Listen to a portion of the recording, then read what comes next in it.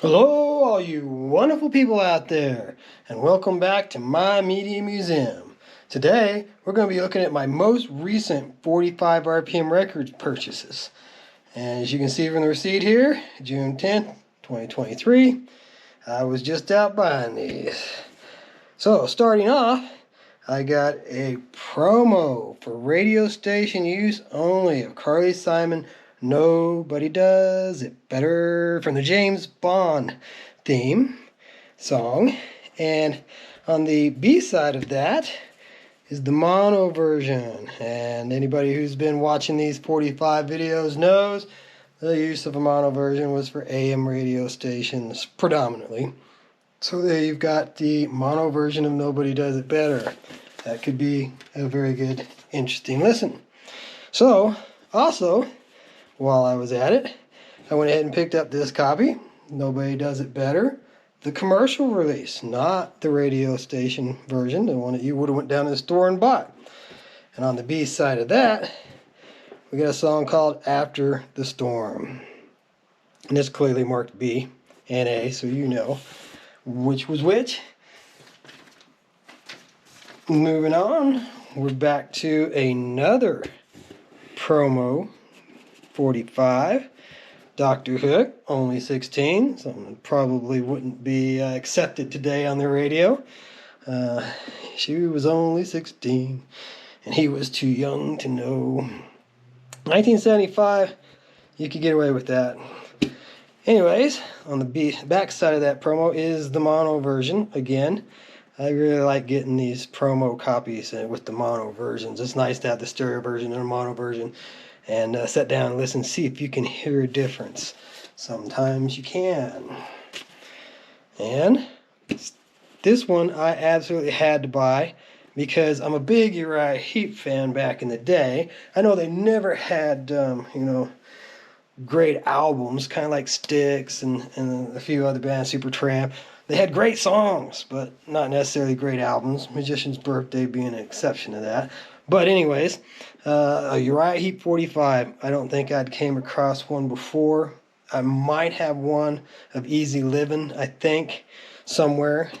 But Come Back to Me from Fallen Angel. And being a promo, it's got that mono version on the B side, so it's special. It's something to have. It's Uriah Heep related. Fallen Angel wasn't one of their better albums, but still, I could not pass this up for $1. And moving on, you'll also know that I am a big Carpenters fan, and I've got a ton of Carpenters, lots of duplicates. And why would I buy Goodbye to Love Again? Well, because it's a promo copy, not for sale. This is a 1972 original radio disc. And on the B side of that, we've got that wonderful mono version that I like. And seeing how they numbered it on the mono side, I have a sneaky suspicion this came from an AM station. And this was the side they cataloged. That was the side they were playing. And that's just cool to have that. That is really cool to have. So, getting back to some more traditional ones. Those were all the promo ones that I found that day. And these were actually, this next batch is from a different store. But Tommy Two-Tone with 8675309. Yep, there you go, singing again. Darn it. I said I wasn't going to sing. I know I'm not a singer, but sometimes it's just fun to sing the titles. And I shouldn't be getting in any trouble because I'm not really singing the song. And a lot of times I sing it so badly or slightly different that it's not what you know. Beside of that, Not to Say Goodbye. Don't know that song, but I definitely know the A. And here's another real good one that I was happy to get that I don't think I have a copy of previously. It's Al Stewart's Time Passages. Yeah, that's a really good song that we heard plenty of times on the radio. It's a flashback, so, it's a reissue. And song on the radio. Being a flashback, you'd think that might be something you'd recognize, but I'd probably have to throw it on, because just reading the title, it does not ring a bell for me. Now this one, I looked this one up, so I had my facts straight for a change. And Ghost Riders in the Sky. This is not the original. The original goes back to 47, 48. I think it was 47. This is a rocked up version though, instrumental jammed up version of Ghost Riders in the Sky by the Ramrods. And yeah, I'm really happy to have this because I think this is the version of the song that I've heard in the past and loved. And this is one of those discs that's got two different bands on the different sides. GTO by Running the Daytonas. I'm not sure if that's a little GTO, if that was Jan and Dean or the Beach Boys, but GTO comes to my mind as being, the little GTO song. So I'm not sure if that's what this is or not. We're going to have to give it a spin, but I definitely have bought it for the other side. This one is a really good song that it's not jammed up or rocked up, but I thought it was an extremely well-written song when it came out. I was really impressed with it. And, somebody paid $1.88 at Wax Trax for it at some point. But Bruce Hornsby in the Rain, that's just the way it is. Some things never change. And The Wild Frontier being the B-side on that one, which I don't recognize that one. But I definitely know that's just the way it is. And that is just the way it is sometimes. So, moving on. We've got Gary Wright doing Love is a Lie. I think I do have a previous copy of this, but this was a clean looking copy other than Debbie writing her name on it for us. And the B-side, much higher. Now, I may have a real good clean copy of this, and I may not, but I know at one point I bought a really, really bad copy of this, really bad shape. And I think that's why I keep picking it up. I probably do have a good copy of Love is a Lie, but hey, the more the merrier, right? So, I think I got a little confused on my sleeves there.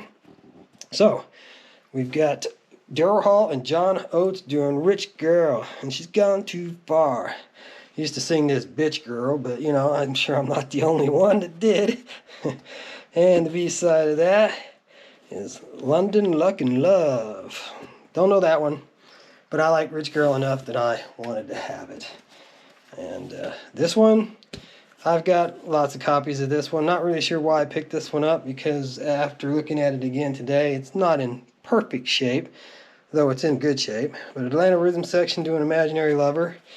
And the B-side of that being Silent Treatment. That might be why I picked it up, because it might be a different B-side than what my other Imaginary Lovers have. But I took a chance, rolled the dice. One of these days I'll come across a copy and we'll know. Here's a good one. And boy, I tell you, if you get the Midnight Special DVD box set and you see Todd Rundgren doing Hello, It's Me on there, you just gotta thump your forehead and laugh. I mean, you want to talk about extravagance of Elton John and Liberace all rolled into one. That's a funny video. But yeah, Hello, It's Me.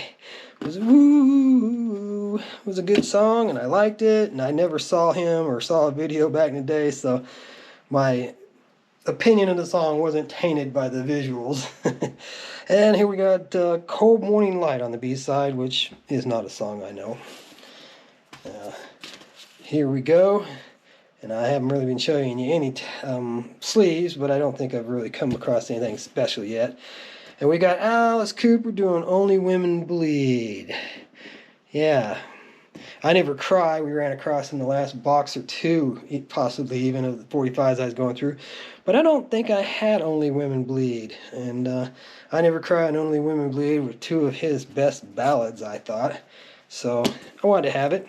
And the B-side being Cold, Cold Ethel makes it something cool to have as well. So Alice, always got to pick up an Alice.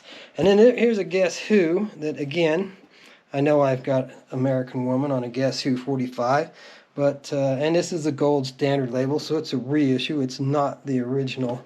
But I don't think I have it with No Sugar Tonight on the B-side. I think I've got those two 45s separately. So having them both on one, I wanted to get it. I saw it. I was in a good mood, picking those things up. Label's not in great shape. The disc is in fair. But just to have American Woman and No Sugar Tonight on the same disc was enough to make me want to pick it up. And Then here's another one that I definitely have multiple copies of, Long Cool Woman in a Black Dress, but I thought this one looked really good.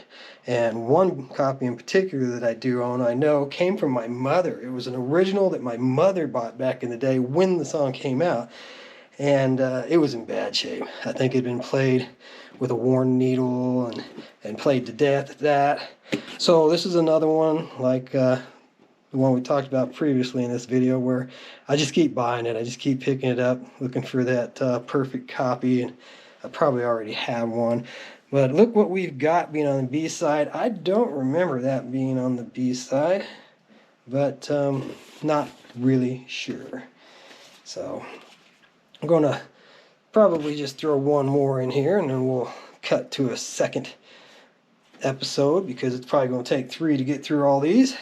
And we've got Paul Simon doing Me and Julio Down by the Schoolyard, which is one of my favorite songs of his solo career.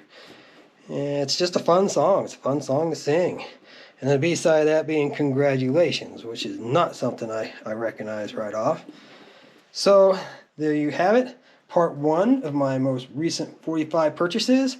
And we will be back with part 2 soon.